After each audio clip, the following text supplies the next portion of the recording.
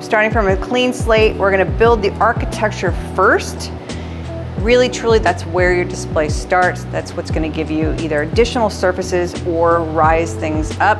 I have 3 different elements. I'm using this old tree trunk that I love, and crates.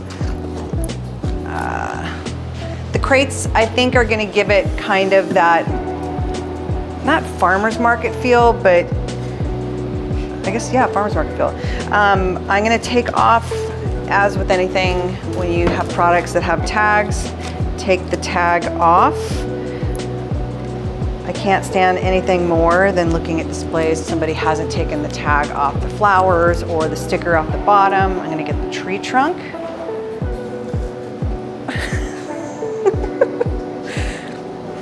This is where it helps to have a second person. Wow.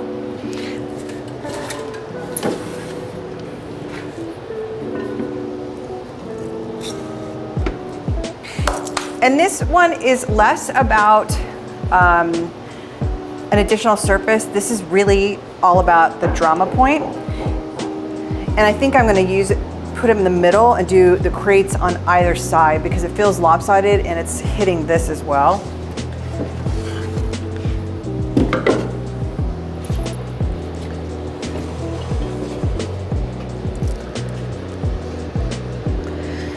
And because it's not level, I've used a little tree slice. That way it still has that natural feel and you're not shoving a piece of cardboard under something.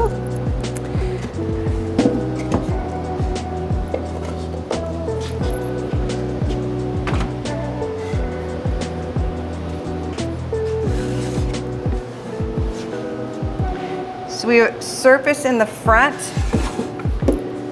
We're gonna use this on the side, and then I'm gonna use tree slices over here.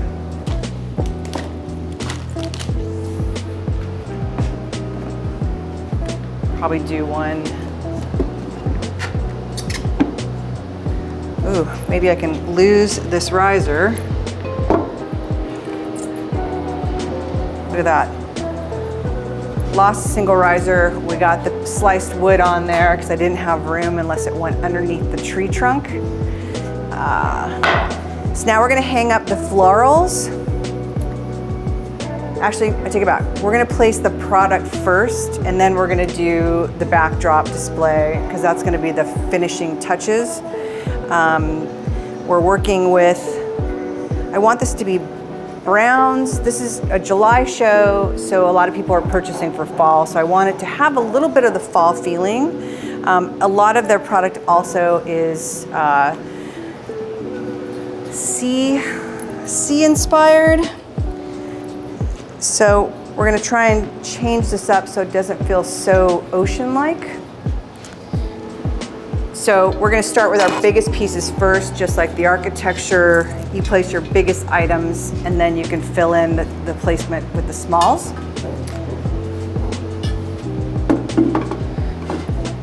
So we're gonna have him here.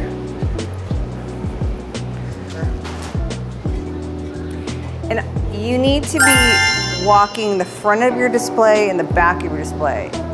It's a small window, so it's easy to kind of pop in and out. I know when you're doing big retail windows, it's challenging sometimes, but it's super important that you do that so that you have the idea and the gauge of your scale and the fact that it's balanced from the front because you're doing the display from the back.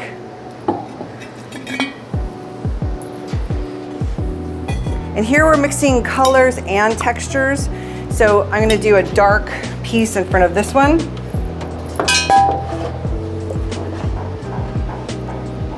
This is a completely different shape, so we're gonna put him there.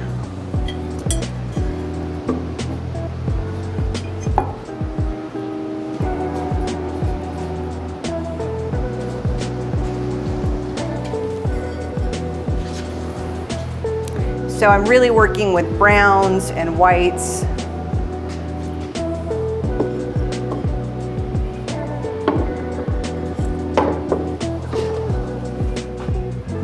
So if you look at this, our biggest pieces in the center, and I see I need to move this because it's touching the glass. Our biggest pieces in the center, you've got some weight on this side and height, and it kind of comes down to a lower point here.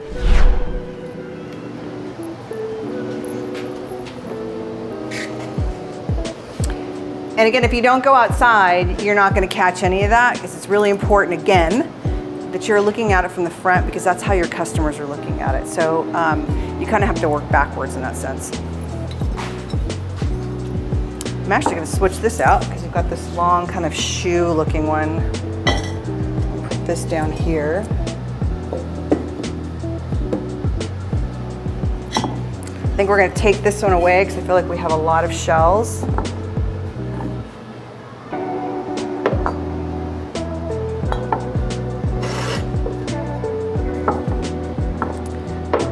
And here, we're gonna build up the height here as well with some of these dried flowers.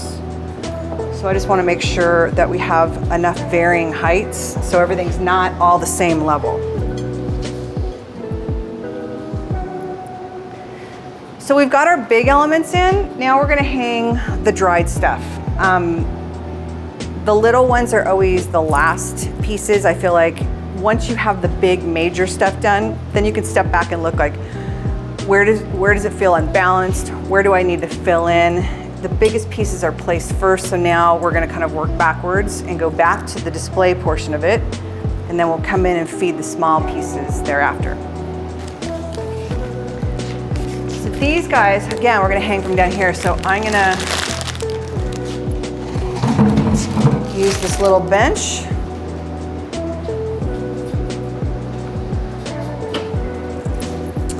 I've got rope that I'm gonna undo, because that's what we're gonna tie things onto. Still kind of keeps it that natural feeling. And these, I am going to fray a little bit of the edges, because when I tie them off, I'm gonna have a little bit of the edge undone. This is not one of those where I want it like cut tight like the wire. Again, it's playing back with some of that texture. I've also pulled different colors and textures in here. It's all working off the brown. There's browns and there's whites, there's yellow, there's a little bit of the purple. Fraying the edges.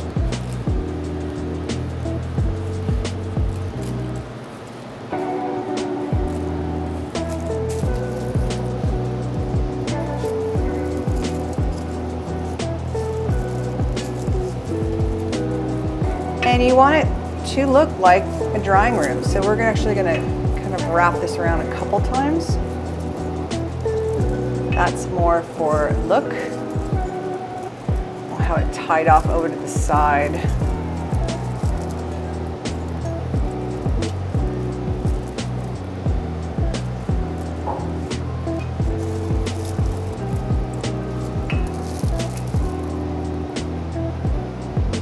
Also be cognizant if you're hanging something dried like this in a window, be cognizant of how close things are to your lights. These are not LED lights, so they are warm to the touch. So it's really important that these are not touching the glass whatsoever. And because these are higher, I guess I'll do a longer one here. We'll do shorter ones up there because we don't want it to block the display. And I'm actually going to kind of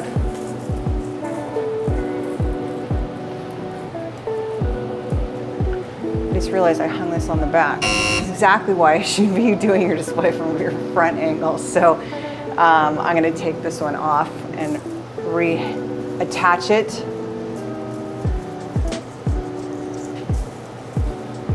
Here I'm kind of doing an over-under tie, because you can see they kind of lean to one side. You can kind of fix that by doing an over-under.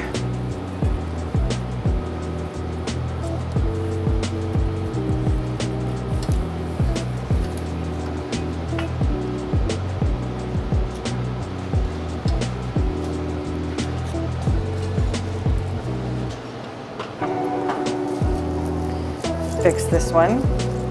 I'm glad that I caught this before I had hung 18 of them. I'm also trying to cover up the white string that it's holding together the bundle. I used to take the white string off, but what happens is because they're so dry, when you do that, it turns into a complete mess, and it's also almost impossible to get them back wrangled into some type of. In here, I'm keeping the strings at the back. I don't want them to be, some maybe at the front, but I think for these guys. So we've got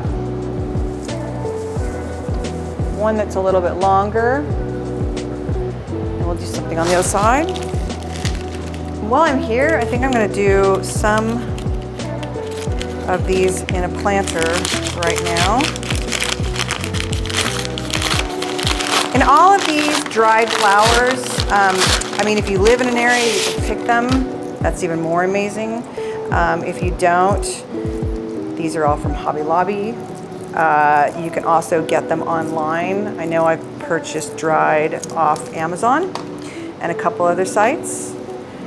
I always pull the randoms because they'll break in transit, so you have random little stems. These guys I think we'll do right here.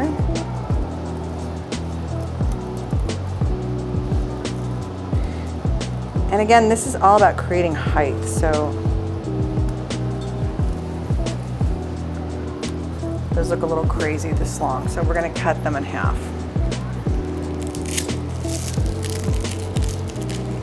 And luckily they're dry, so they're easy to do that too.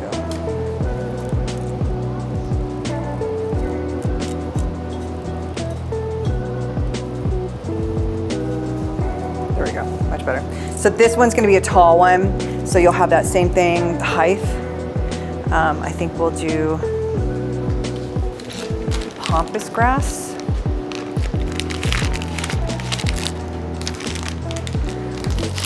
A trick with pampas grass, because you can see it's super sheddy. A trick with pampas grass that you want to do is take old school hairspray, aqua nut, and spray it, and that helps keep the fuzz from coming down. It's not to say that it's going to be not doing it at all, but it does